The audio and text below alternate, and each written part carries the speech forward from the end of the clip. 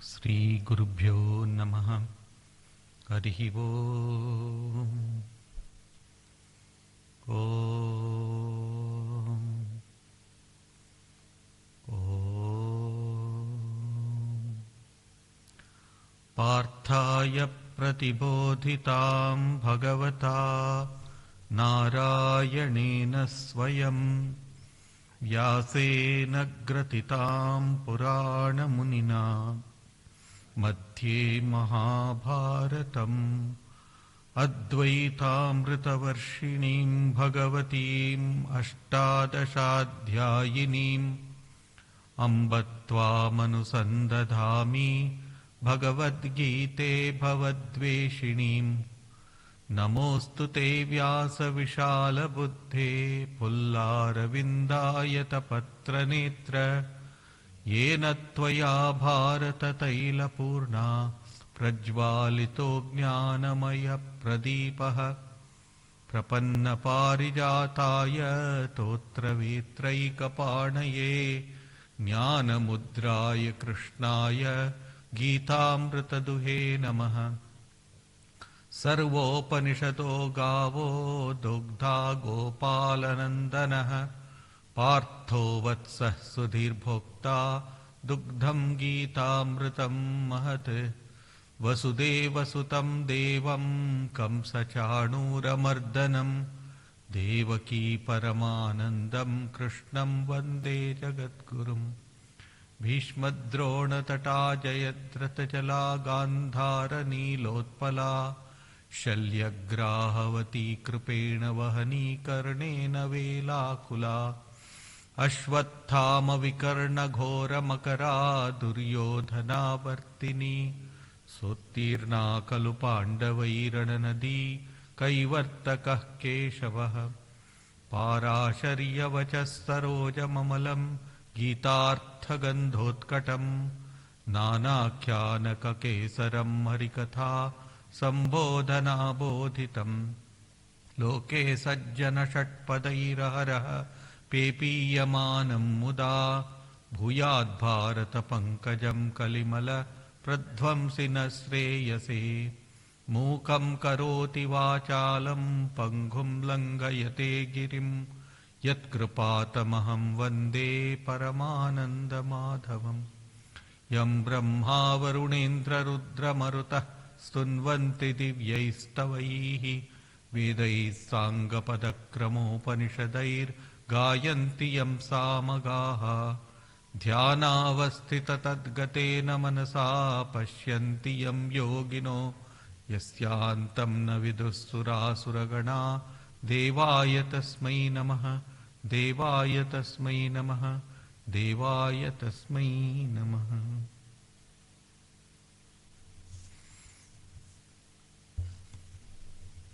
Welcome to the study of the Bhagavad Gita. We have just started the 14th chapter of the Bhagavad Gita, Guna Traya Vibhaga Yoga. The yoga of the Gunatraya.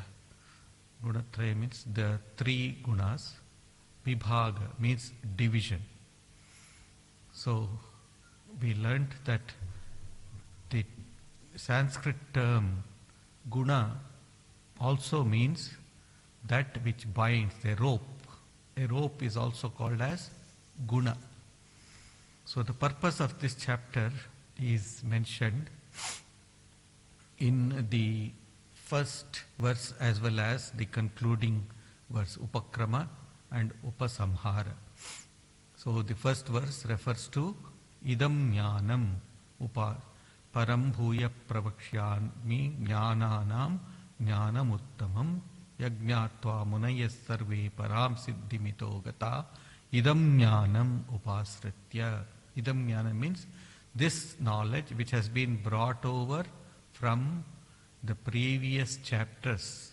The last chapter referred to the Kshetra and Kshetrajna Vibhaga. That means the difference between the Kshetra, the field, and the Kshetrajna, the knower of the field. The world is the known and the knower is the divine.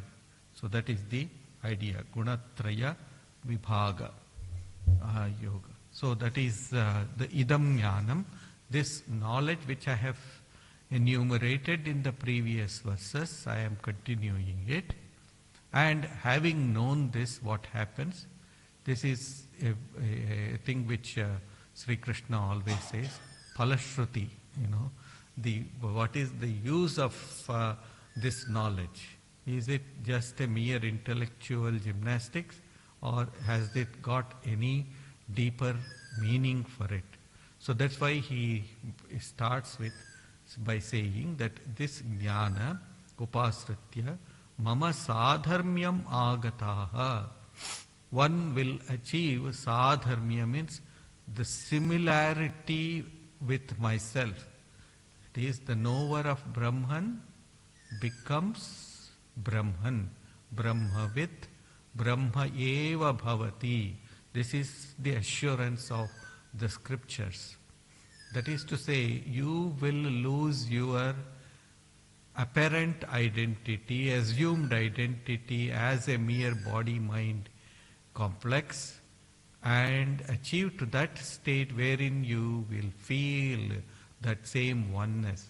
Here, as Sri Krishna, I am instructing you as Sri Krishna or even as Parabrahma, I am instructing you, and I will assure you that you will not have any difference from me. That means you will be myself. I and you are not different. This is the great assurance that the Lord gives over here. Idam jnanam upashritya mama sadharmi. How does he do that?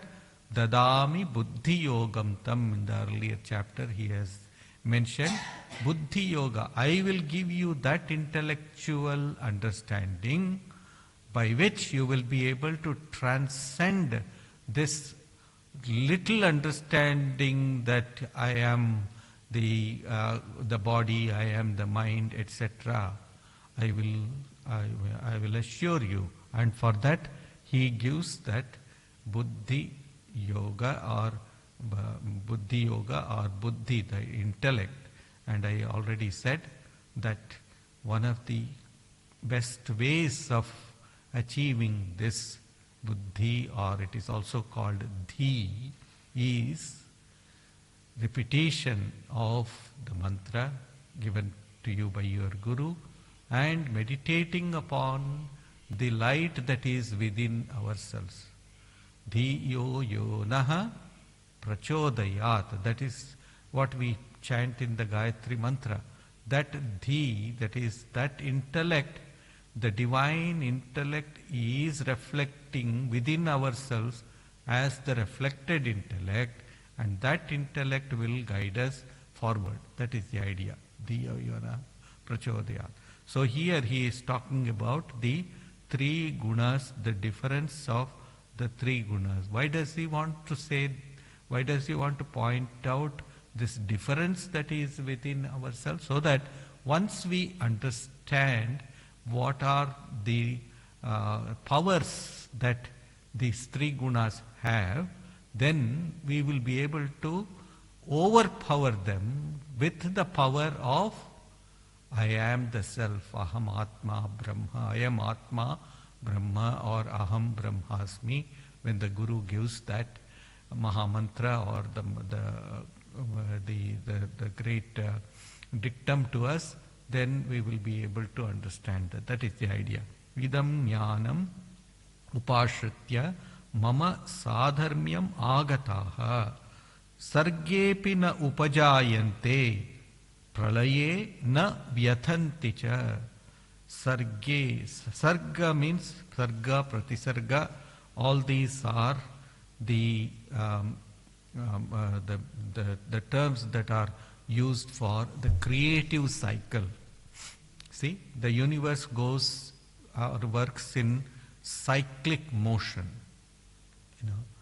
We are born now, we will die, again we will be born. So this is a big cycle. So he is assuring us that Once you understand the play of these three gunas intrinsically within yourself, that is, if you have that, if you get that buddhi yoga within yourself, then you will not be subject to it. We will not get caught by it. See, we have all the traffic lights everywhere, or the traffic cameras while we are driving, you see. When we know that there is a traffic camera, what we do, even if we are speeding, we will slow down. We know that we will get caught. Similarly, here the divine, he is saying that I will give you that knowledge. I will show you where are the traffic lights and where are the pitfalls, and you will be able to avoid all of that. That is the idea that he is propagating here. Sargepi na upajayante pralaye na vyathanti cha. This is another word that he uses, is pralaye na vyathanti. Even if there is pralaya, even if there is the dissolution. You see, now we see just the day before yesterday, I think I saw in Shimla and other places in India, great floods are washing away houses. People are all living in those houses and they are washing away. Naturally, our heart goes out for those people. He said, no doubt about that. But what he says is, yes, you will understand that that is the play of the divine.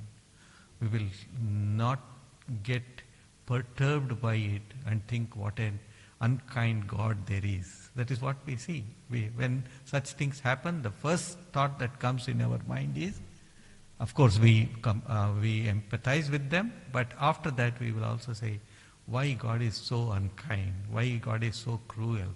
People were sleeping in their homes, and they never expected that this to happen.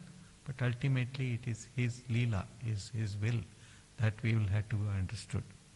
So, he says, before being forcibly caught by nature, the knower knows it and he throws it away.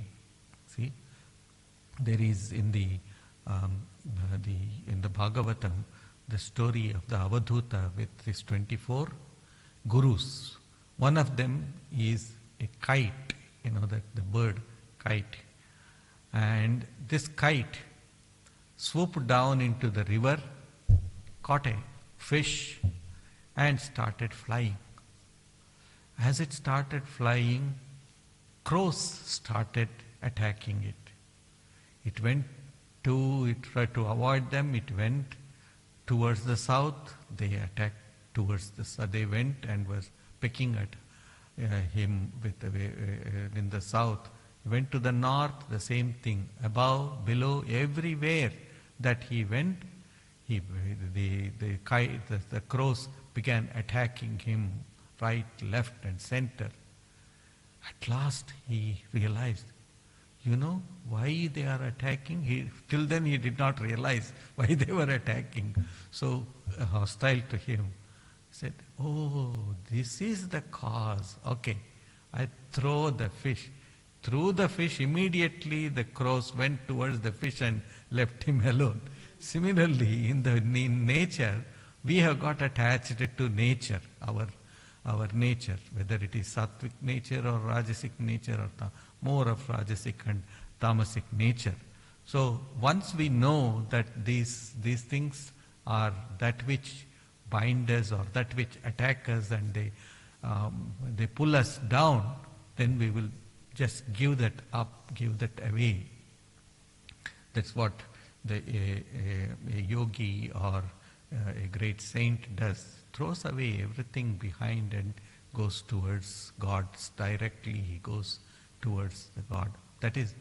That conviction, of course, must come to us that whatever I am handling, all of this is ultimately of no use at all.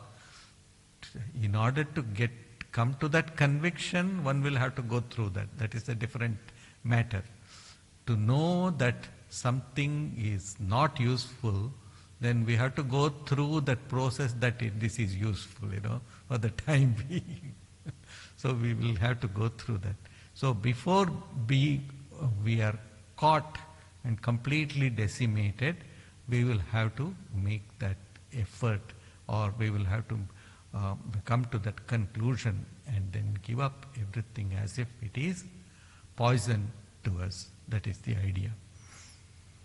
Sargepi nopajayante pralaye na vyathanti cha. Even when there is pralaya, he is not bothered by it, or he is not totally drained by it. His intellect is not drained by it. He will keep his Sakshi Chetana, the consciousness, the witness consciousness, always alive. Sees everything as a mere play. And last week I also gave that example of Sri Ramakrishna's experience about the Divine Mother rising from the Ganga, giving birth to a beautiful baby, fondling the baby, feeding the baby, and then caressing the baby. Then after some time, the same Divine Mother took the form of a fierce form of Kali and gobbled up the same baby. And Sri Ramakrishna shuddered at the very thought of this. Said, what is this? This is what it is. I am the one who has brought up, I am the one who is given birth, and I am the one who is going to take you back into myself. You are a part and parcel of myself. And of course, we will keep on asking the questions because we do not know that we are a part of that divine. We keep asking questions. Why should this happen? Why should such unfortunate things happen, etc.? We do not know. But this is the highest knowledge that Sri Krishna gives. And that's why he very emphatically says here that one will not be subjected to the distress of dissolution. Pralaye na vyathanti cha. We can apply it into our day-to-day life also. See, when things go wrong, we become so perturbed by it, as if our whole life has depended upon it. But after some hours or after some days, it will lose its significance to us completely. So this shows very clearly that within us there is a much more powerful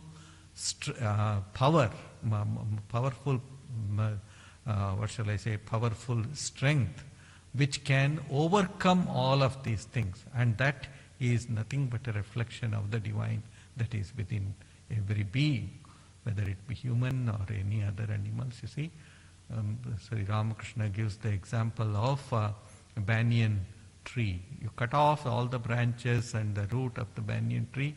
If there is even a small root somewhere, it will again come back. It will again sprout. Similarly is the world.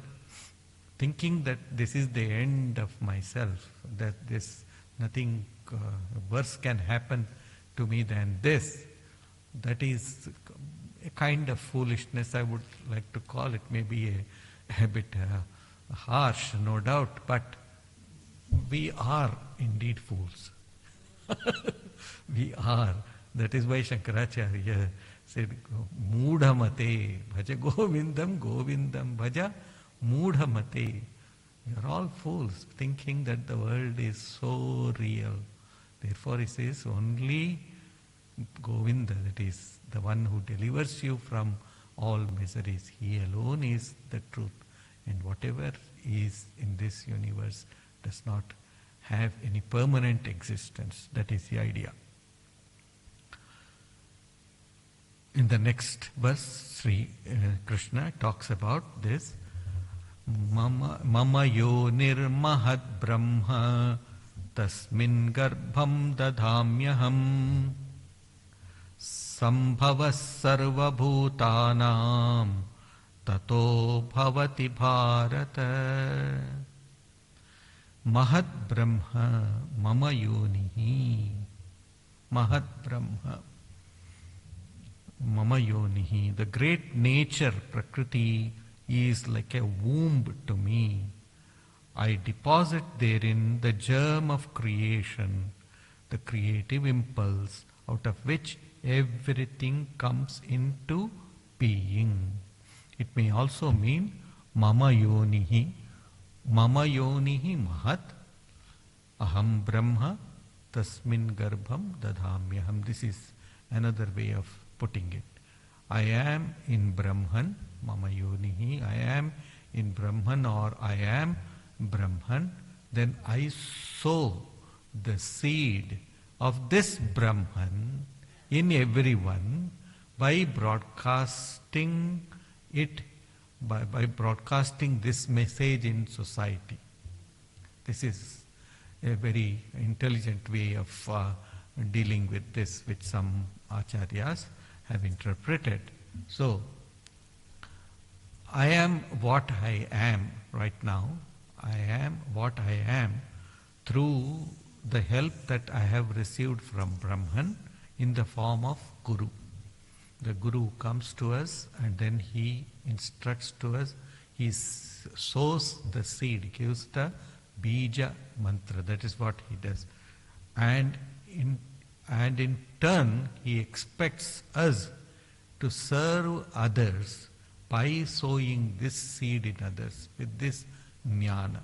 This is one of the interpretation. In fact, there is a term, dakshina.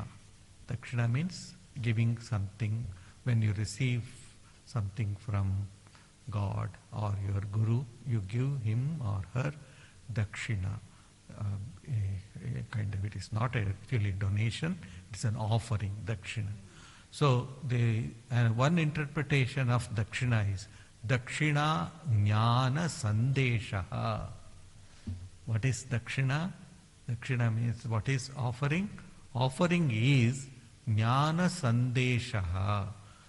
I offer dakshina to my Guru by broadcasting this knowledge to others.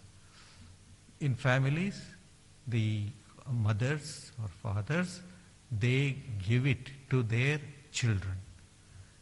And those children to their children and so on and so forth.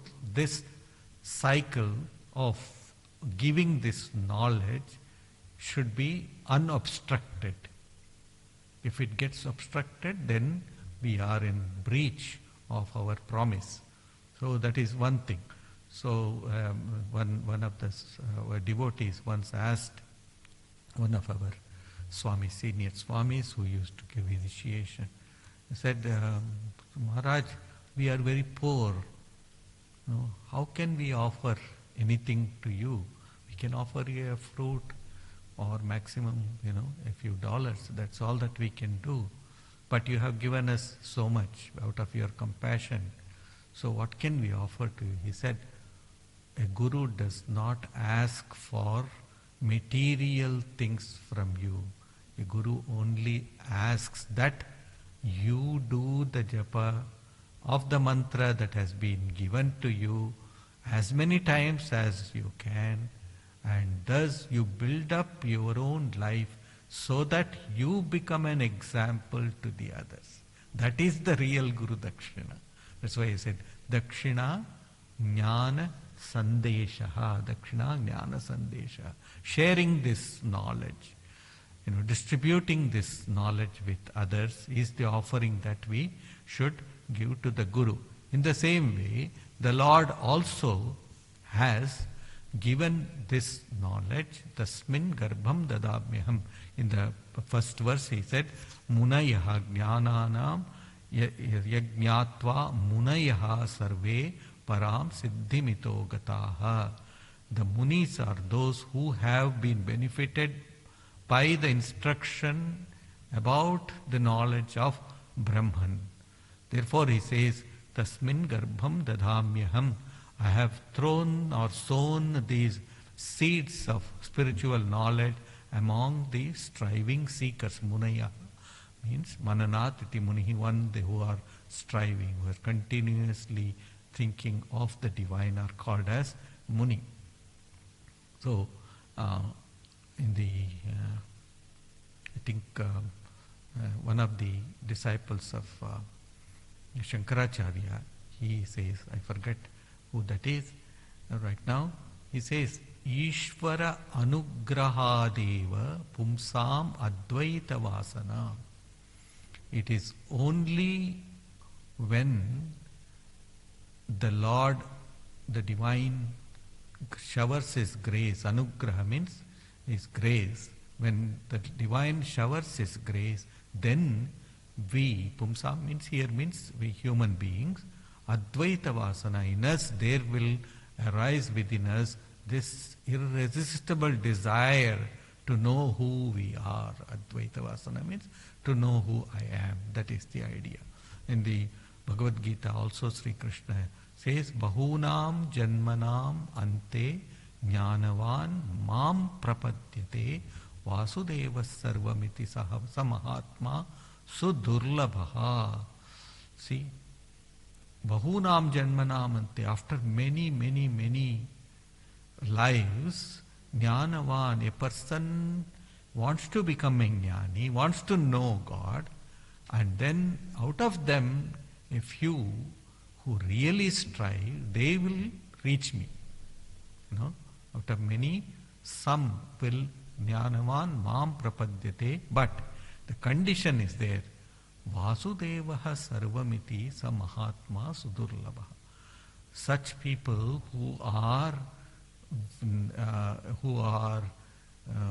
having the knowledge that Vasudeva, everything is divine. Sarvamiti Vasudevaha. Whatever I am seeing yesterday, Shankar was saying, Jatra Jatra Netrapade Tatra Tatra Krishna Spure. Wherever my eyes fall, there Sri Krishna is manifest. So that is what it is. Vasudevaha Sarvamiti Sa Mahatma. Such persons are indeed very rare. But there is nothing can stop us from becoming one of such Mahatmas. It is that inner desire or that inner aspiration that will make us what we want to be. That is the truth. So, Sri Krishna uses here one term which is Mahat. This term actually appears in the Sankhya philosophy. There, of course, according to the Sankhya philosophy, there are many Purushas, and there is only one Prakriti. Prakriti is the ultimate, and there are many Purushas.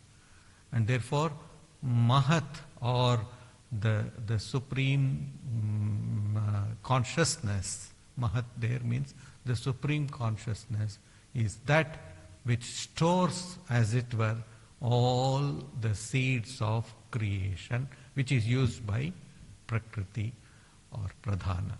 So that is one meaning. But Sri Krishna definitely is not mentioning about that Mahat. He says, Aham Brahma, I am Brahman itself. Garbham dadami, I am giving this seed to everyone. I cast this seed in this universe. So this is not Sankhya Mahat. That must be clearly understood. He as Guru, I will repeat it once again, the Lord as the Guru will sow the seeds of spiritual rebirth. See, Pita. So Sri Krishna talks about Pita and Mata. He will come to that later. So Pita and Mata, these two words are very important in our, it's the fourth verse, are very important in our Indian culture. So he as Guru, he becomes the father, spiritual father to us. As Guru, he becomes the spiritual. The Lord himself becomes the spiritual father, and through this process of propagating the seeds, the bija mantra to the others, he will be rolling this tradition of everyone trying to become the divine. This is the idea. So that the only desire of the Lord is that we should become free. He wants every one of us to become free. But he would not let us become free without us having a little bit of play in this world. We will be playing. Sri Ramakrishna gives that beautiful example of the granny. In India we play this game of the granny. The granny will be sitting and the children will be going round, and then someone will hide and all that. She will not allow them to come and touch her. Whoever comes and touches her will be out of the game. She will not allow the granny to touch she will somehow escape from them all. So but one who touches will become free of this running around in this world. So that is to say, when we become so near and dear to Him, He does not have any other go but to release us completely. So one of the messages that we get from this verse is, I am as the father and as the mother, you all belong to me. And you should try to feel the presence of the divine within yourself, or the presence of Brahman within yourself. Not have the feeling that I am bound, I am weak, and so on and so forth. See, it gives us great hope also. See, when we know, for example, the child of a rich parent, the child has always the conviction, firm conviction, that he will not become poor, or he will not suffer.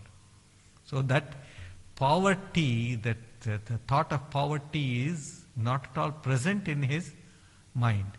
Similarly, when we have this firm conviction that God is our Father, God is our Mother, then we should not have this poor conviction that I am bound, that I am limited. Such a wonderful message that Sri Krishna gives to us here. Continues the same trend here in the next verse. Sarva yonishu kaunteya murtaya sambhavanti yaha tasam brahma mahadyoni aham bija pradah pita. Kaunteya, O son of Kunti, all creatures, whatever might be the womb from which they are born, have really the great nature as the womb, the source of their origin. And I am their father, the bestower of the seed. This is the same thing. As I said, the words Mata and Pita are very, very respected words in our Indian culture. And therefore, there may be many types of beings in this universe, gods, humans, animals, birds, insects, and all of that. Yet, there is one mother, one father, and that is the divine. God as the father, God as the mother also. So, through this he sends that message that we all spring from one source. Ekam eva. We all spring from one source. This differentiation, unnecessary differentiation between people and peoples, and causes only friction and misunderstanding within us. All the world is saying, I am Christian, I am Hindu, I am Buddhist, and so on and so forth. We are always fighting within ourselves. But everyone knows that there is only one father, there is only one mother. How come we fight? It's very difficult for us to understand. Yet, our limited understanding about ourselves causes this friction, causes this misunderstanding within ourselves. We have all evolved out of the divine, and we feel that we have some differences. But the time should come where we will have to involve in the divine. Swami Vivekananda says, this universe, Vedanta talks about the process of evolution and involution. We are all involved in the divine, We evolve, have our being, have our state for a little while, and then again we involve. That involvement should be there. So that we can do as thinking of the divine, as our mother, as our father, and, and thus gain that inner understanding within ourselves that I am a child of the divine, I am a child of the divine. This constant repetition of this message that I am a child of the divine, what is there for me to be afraid? That brings in a great strength within ourselves, great conviction within ourselves also. So assuring everyone, ma kaschit dukkha bhag bhavet. From me, let there be no fear to anyone. Let there be no inconvenience to anyone. This is a great message that Sri Krishna gives here. And we will take up the subject of sattva, rajas and tamas. He tries to distinguish the nature, everybody's nature, according to the three gunas. Of course, the sattva, rajas and tamas is intrinsic in every being. All of us have all the three. In fact, everything that in this universe, if you analyze it, even inanimate objects also, there is the sattva, rajas and tamas. Is very much inherent, is there. Only if we understand that behind the sattva, rajas and tamas, there is the manifestation or the presence of the divine. Once we have that realization, then we will not be subject to the coming and going in this world. Shantakaram bhujagashayanam padmanabham suresham vishwadharam gaganasadrusham meghavarnam shubhangam Lakshmikantam kamalanayanam yogirithyanagamyam Vande Vishnum bhavabhayaharam sarvalokaikanaatam Om Shanti Shanti Shanti Hari Om Tat Sat Shri Ramakrishna Arpanamastu. Next week we have the Guru Purnima celebrations here. So those who are watching, for them an invitation to come in person. We start at 10:30 a.m. and it will be concluded at 12 p.m. There will be puja, there will be bhajans, there will be a talk, and then there will be distribution of prasadam, lunch prasadam. All are most welcome.